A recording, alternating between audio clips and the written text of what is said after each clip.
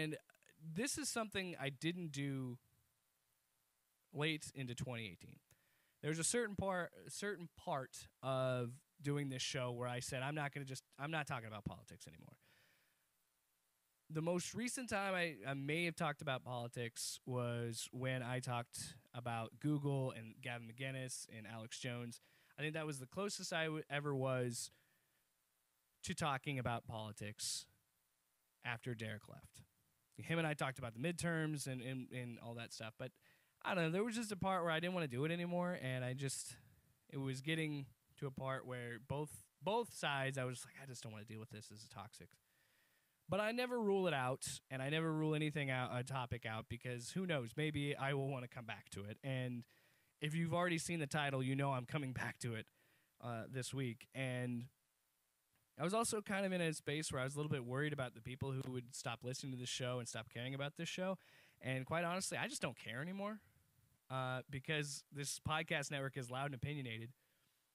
And I'm going to tell you what I think. And if you don't agree with it, that's totally fine. If you don't want to listen to it anymore, that's totally fine. You can listen to the other Achievers. You can listen to the Loud and Opinionated Football Podcast.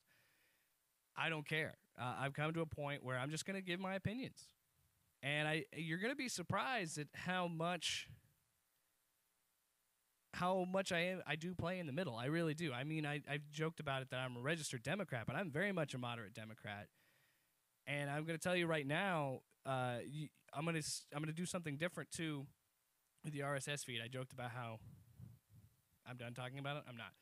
With the RSS feed, we're starting to do this on Loud and Opinionated Football Podcast, and I'm starting to do it here. I'm going to segment out each segment on the RSS feed, so you can choose what you want to listen to, because I'm going to go hard on President Trump. So if you're a Trump supporter and you love Trump, you're not going to want to listen to this show. You should skip that segment, because I'm going to go after him hard later. But first, I want to talk about something that happened last week.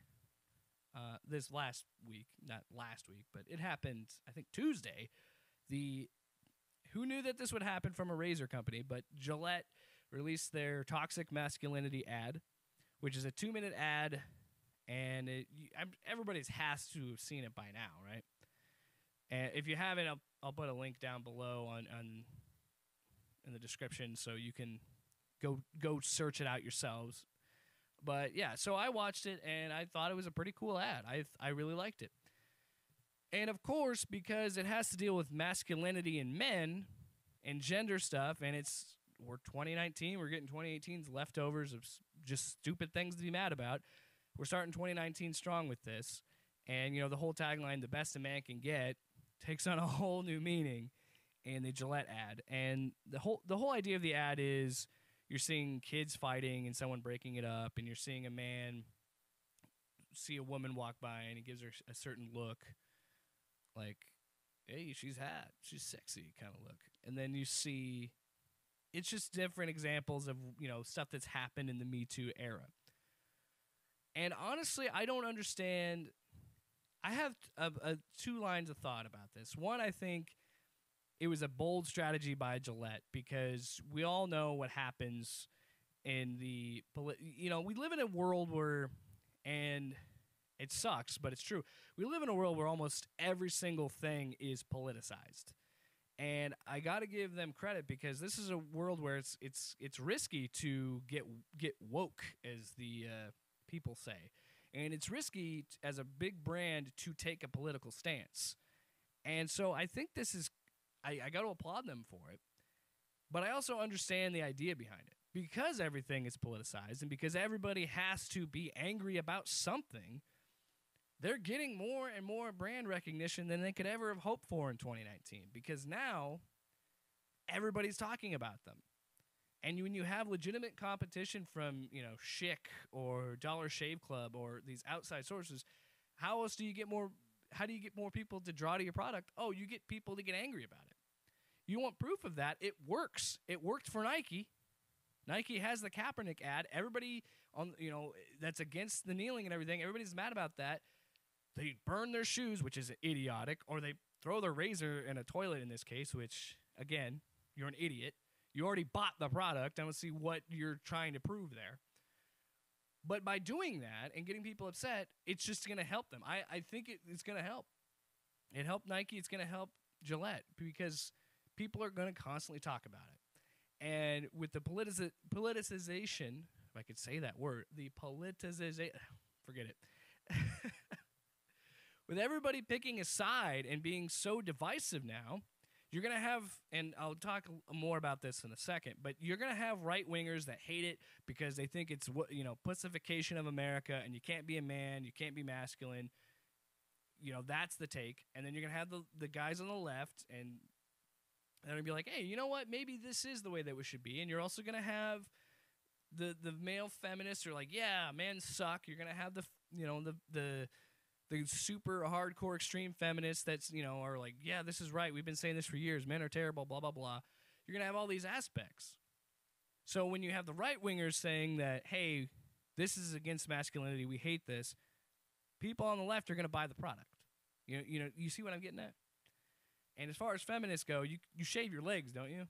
So I guess you could use it for that or other parts. Gross. I'm kidding. Who cares? It's pubes. Everybody has them. And like I said, it's genius. It works. It's going to get people in there. And I do think it's silly that in 2019, all this talk of Me Too and toxic masculinity, we get the most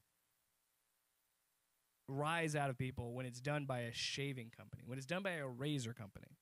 A company's sole purpose is to shave my beard, and they get upset about it. That is a political stance. And you know what? It doesn't affect me. I don't use Gillette. I don't think.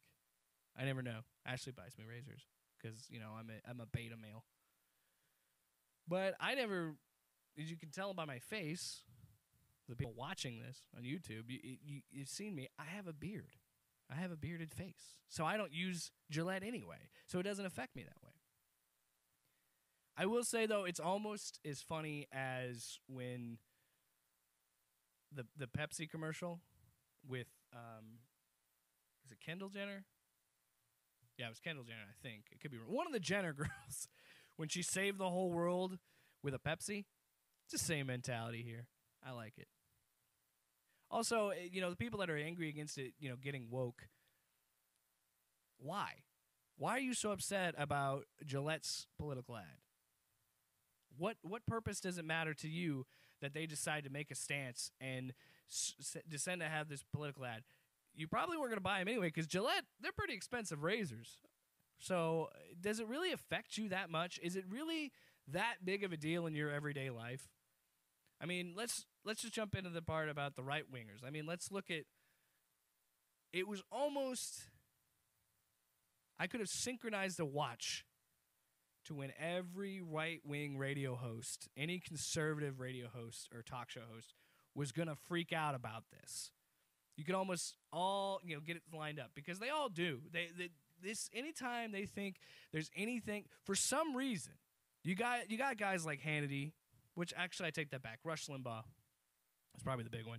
I don't know about Hannity. But you got guys that have an audience that are conservative that take this stance that are, for some reason, sort of anti-Me Too. Maybe Bill O'Reilly will comment on this.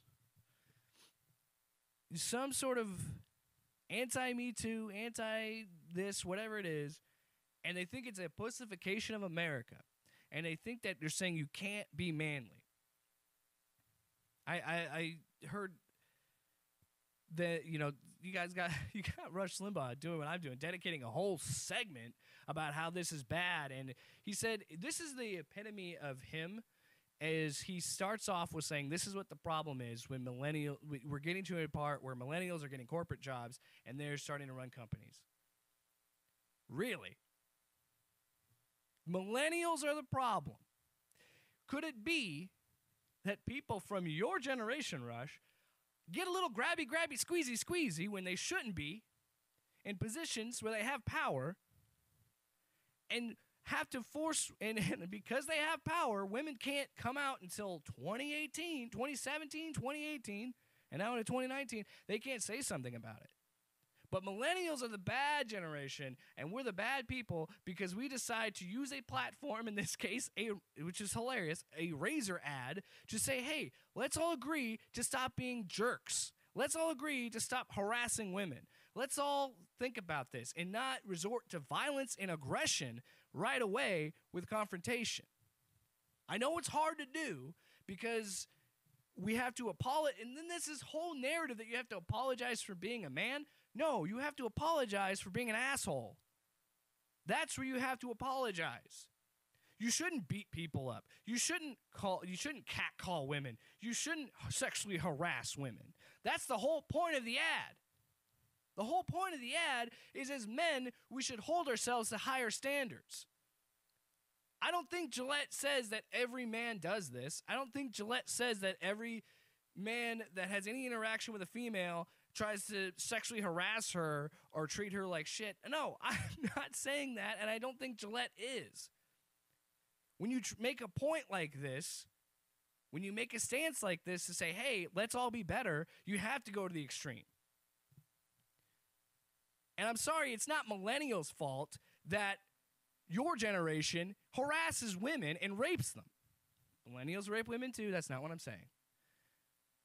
So to come on your show and spew this bullcrap rhetoric that it's anti-man and it plays in the hand of feminazis and it's all for beta males is idiotic. Because that is not the point. When people criticize this ad and say, oh, well, he was looking at a woman in a certain way. Well, I got news for you. Men are attracted to women. You're missing the point. The point is that he's attracted, and he's probably going to do something really dumb and something he shouldn't and be a sleazeball. And the fact that these same kind of people want to get out and criticize safe spaces and trigger warnings, which I do too. I think they're stupid. To go out and they call people snowflakes. That's my favorite thing is they go out and call them liberals, like they call them snowflakes and everything. You got triggered and upset by a 2-minute ad about a razor. Just let that sink into your core and let people remind you that, oh yeah, I got upset because Gillette said men should be better. I got upset because Gillette said that we should talk to women differently and treat women differently and not get into confrontation. It's not saying stop being a man. It's not saying you should apologize for being a man. You made that narrative because you wanted that narrative to happen. You wrote that story because you all are on this whole idea that America sucks because men can't be men anymore. Shut up. Do you ever think that maybe what happens with human beings and civilization as a whole, we adapt, we evolve, and we change, and the idea of these things that you thought was okay aren't okay? We're a changing society. We always are changing. We're always adapting. And I'm not saying you shouldn't barbecue as a man. I'm not saying you shouldn't compliment a woman. And there's a difference between complimenting a woman and being a sleazeball. I know it's hard to believe, but there is a difference. For some people, they don't understand that. You can do those things. I'm not saying that. And to think that this ad is too preachy, it's really not. It's really not. It's just saying, hey, in 2019, can we all just agree, stop being dicks to each other? And I know that's hard to do, but it's pretty easy. I say that as I yell and call that guy an idiot, but what do I know?